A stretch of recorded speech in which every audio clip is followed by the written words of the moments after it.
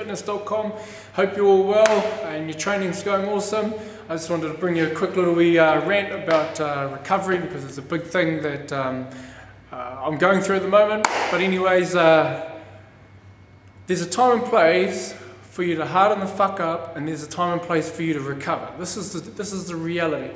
A lot of time in the combat world, a lot of fighters, say, you just need to harden up, you just got to do the volume, you got to do the training, you got to do this.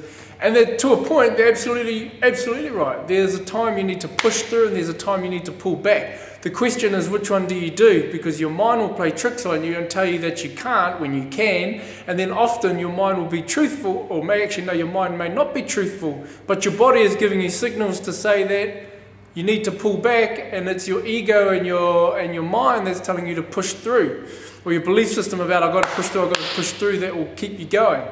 So it's a real fine line, and it can lead to performance, and it can lead to disaster / injury / whatever.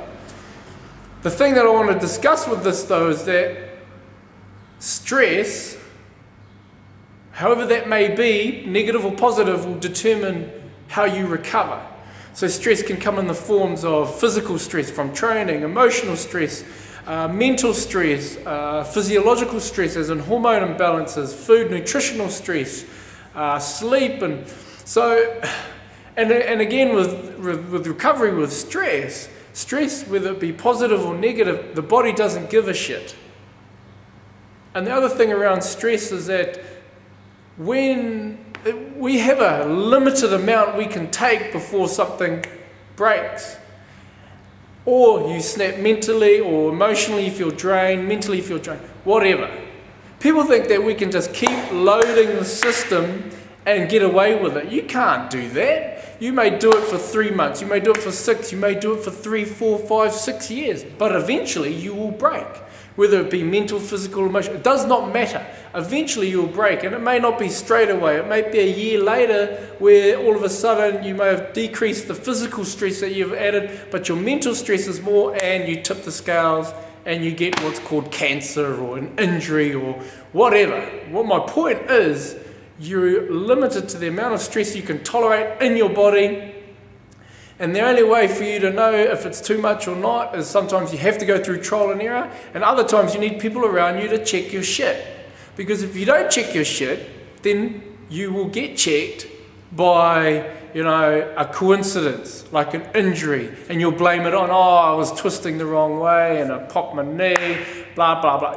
That shit does happen, but a lot of the time it's more that you've imposed too much stress upon the system, you can't think properly, and you wouldn't normally twist that way, but you did, boom, pop, see you later. So the reality is you need to be able to have someone to check your shit so you can keep pushing through or pull back. And that who you have around you is really important, because at the end of the day, when I train the boys in here and girls, if I see that there's too much stress going on, whether it be from the training or from an external source, or whether they got shit going on at home, I'll pull back training. Everyone thinks that I just keep drilling. I don't do that. That is bullshit. I'll put the handbrake on, go, how you doing, blah, blah, blah, blah. And if they're feeding me shit, boom, let's go, we're going to rock and roll. But that's the sign of coaching. So, end of the day, you do what you need to do to get shit done, but you can't do it for a prolonged period of time. It has to be short-lived and intense, not long-lived and intense. Take what I've got, use it, mā te wā tani whā.